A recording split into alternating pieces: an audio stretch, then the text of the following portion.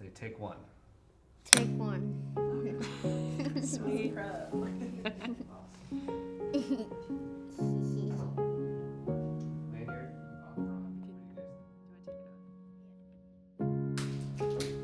This is so cool. I never did anything like this before. Oh, sorry, you.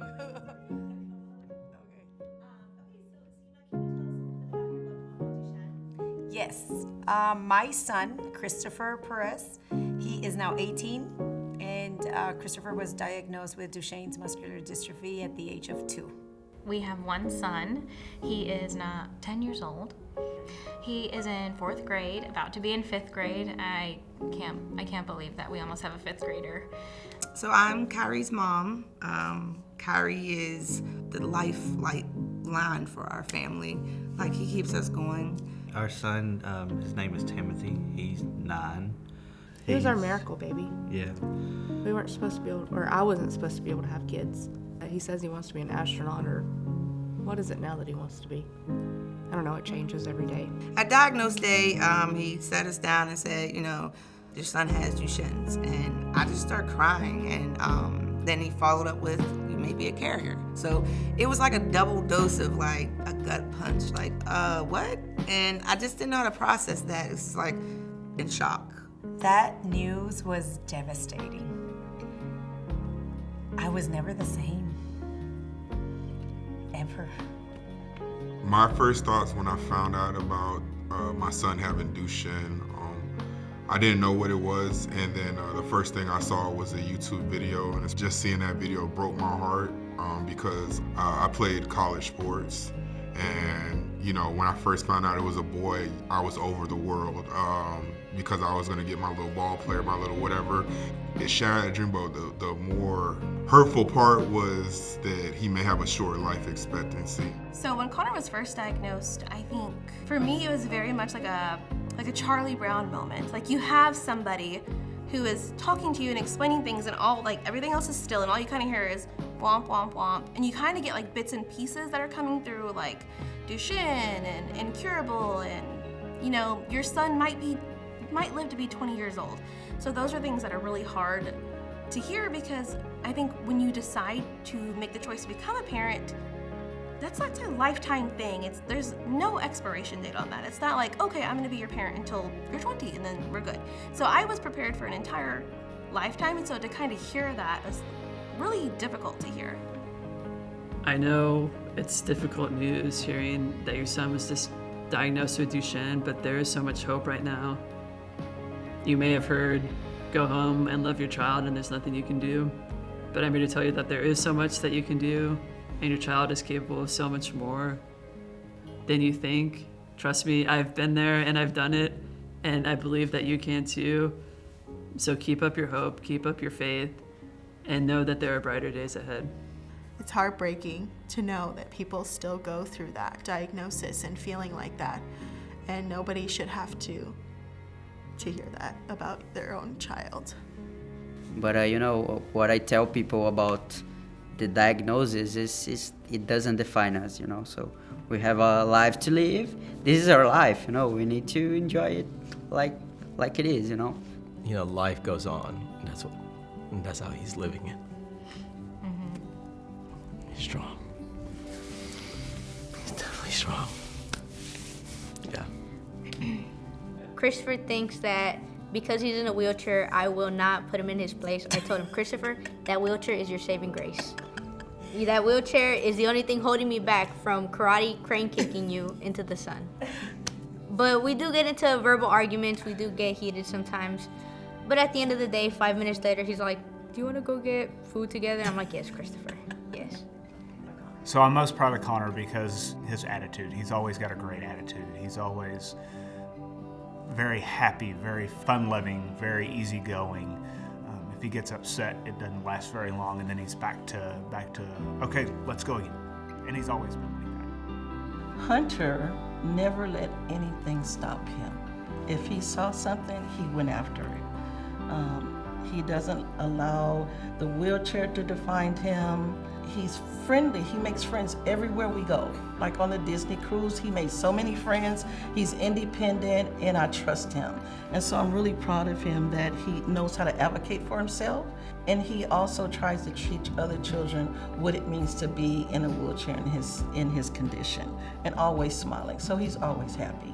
Through all that stress and hard days, like, we have a bond with each other and love and joy, and there's laughter and happiness, and I just look around and I see people like blown away. They're like, how are you finding joy and laughter, and like, how can you, so see, it's not how do you do it now, I'm seeing like, how are you okay right now, like, are you okay? It's like, that's pretty, I feel like it's come full circle in a way that I just never would have expected that. The challenge of having a young boy with Duchenne is making that distinction.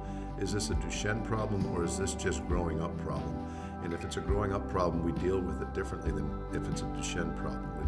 We let him fail or succeed if it's a growing up problem. If it's Duchenne, we would interject a little bit. From sibling to another sibling who might be watching this, it is hard sometimes to understand the level of attention that they need.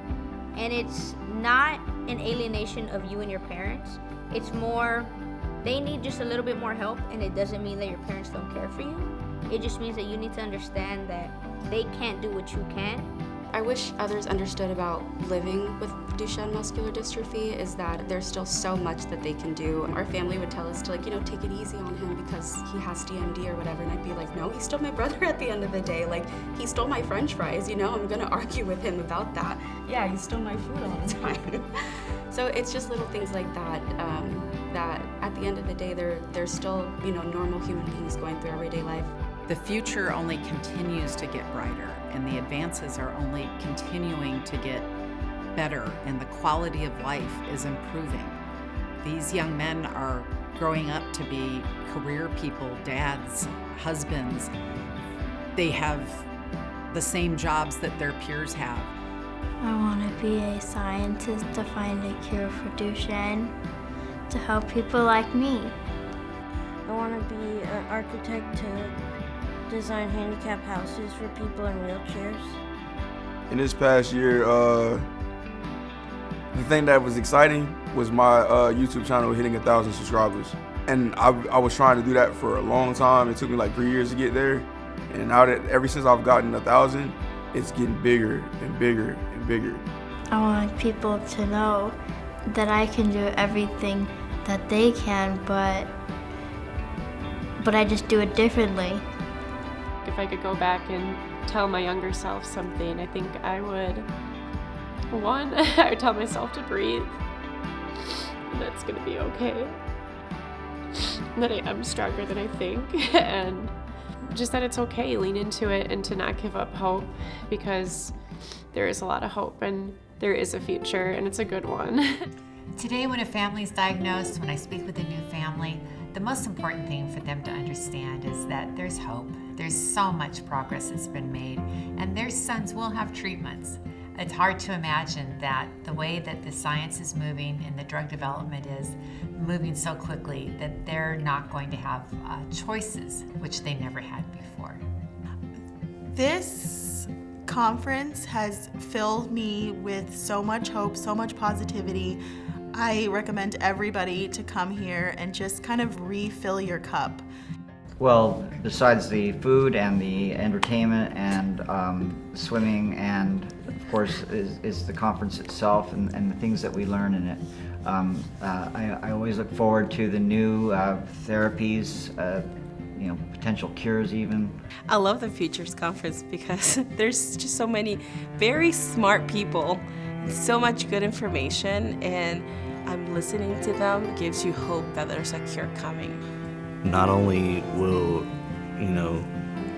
your kids make lifelong friends, but you will as well, because you're around other people that know what you're going through, that have been going through what you're going through, and know the words to help or just be there for you.